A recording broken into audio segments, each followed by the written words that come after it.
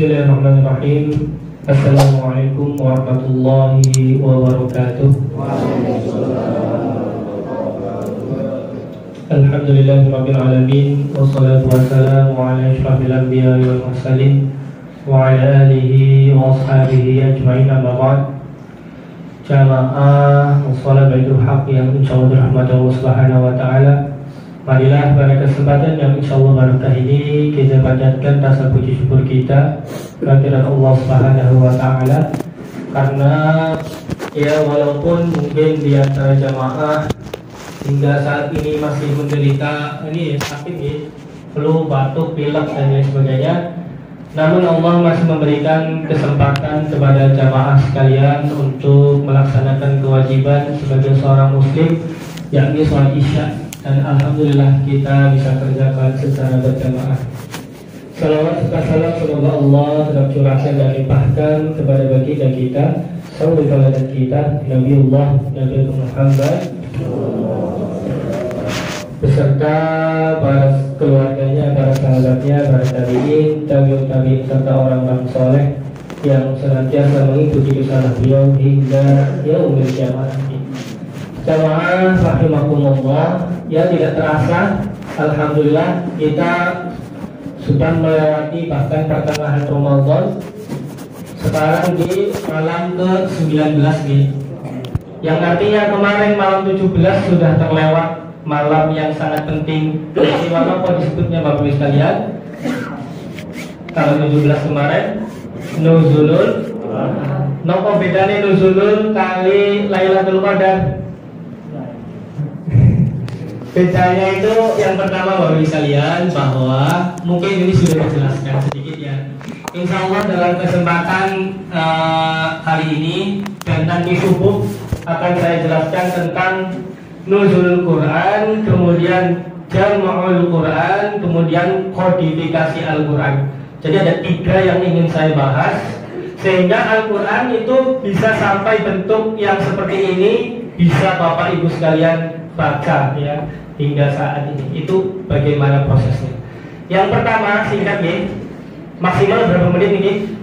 10 menit.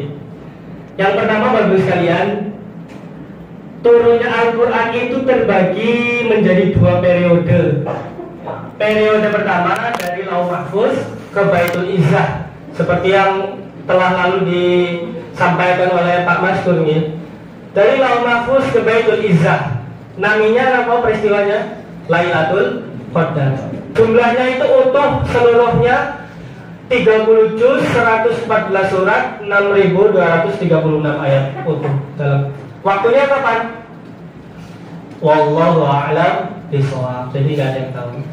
Andaikan Rasul tahu, Rasul insya Allah akan menyampaikan kepada kita, karena sifat Rasul itu selain sidik, amanah, fatona itu tabligh, yang artinya menyampaikan. Jadi gak mungkin yang namanya Rasul itu menyembunyikan, main umatnya golek dewek.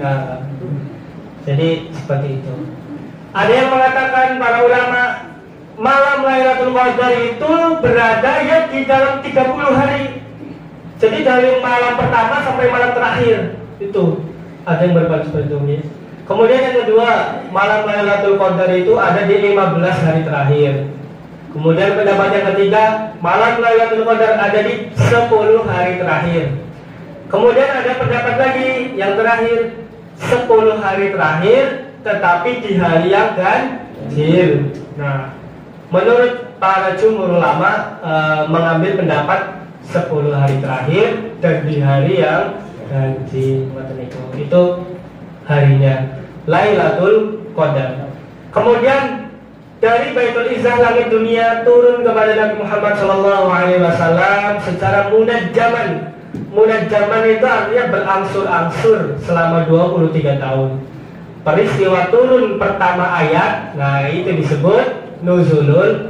Nah, ketika turun ayat pertama ini surat nomor itu Al-Alaq 1-5 menjadikan ya baginda Muhammad SAW menjadi nabi dan nabi top.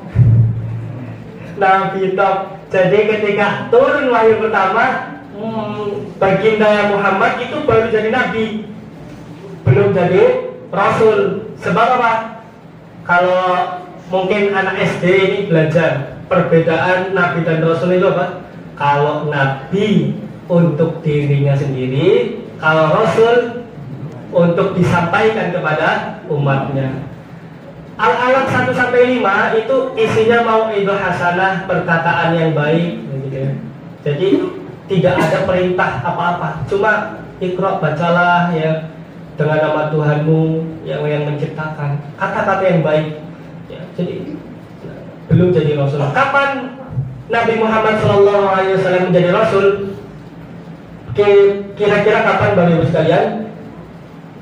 Yaitu ketika turun wahyu yang kedua. Surat nopo wahyu yang kedua. Biasanya Bapak Ibu ini tahu wahyu pertama, tapi yang kedua nggak tahu ya. Yang kedua nama suratnya? Yang tahu dapat Avanza gitu.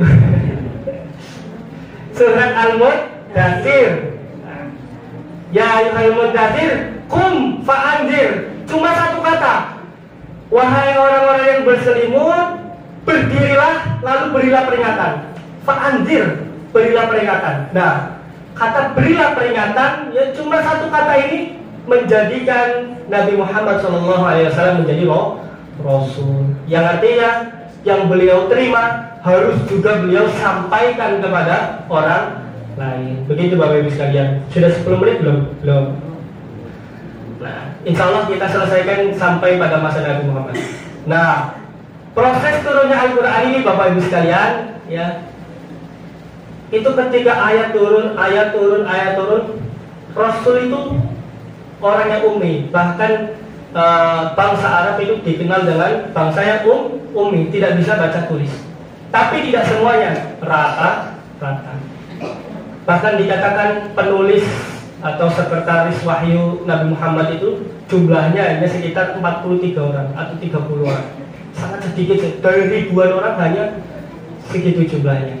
Jadi ketika wahyu turun, Nabi itu ngendika, panggil Zaid atau panggil Ali, panggil Utsman, suruh mereka datang bawa alat tulis. Apa mauan alat tulisnya?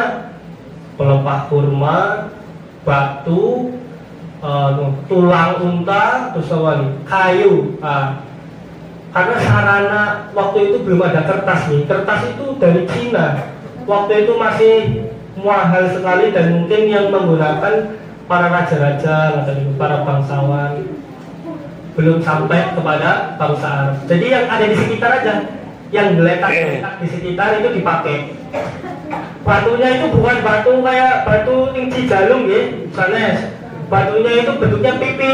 Kalau batu tulis itu sendiri ada bentuknya pipi. Jadi ketika wahyu turun, Rasulullah mengeja, sahabat menulis. Salah satu di antara yang terkenal namanya adalah Zaid bin Sabit. Ditulis. Ketika sudah selesai menulis, dikoreksi kepada Nabi. Lalu Nabi kalau ada yang salah dibetulin lagi. Seperti itu. Jadi masih di media-media yang menggunakan bahan-bahan ini di sekitar rumah lah itu. Nah, keadaannya Bapak Ibu sekalian, ketika itu Al-Quran itu masih berserakan. Jadi habis itu nanti ditaruh di rumah si A, ditaruh di rumah si B, si C, si D sampai si Z.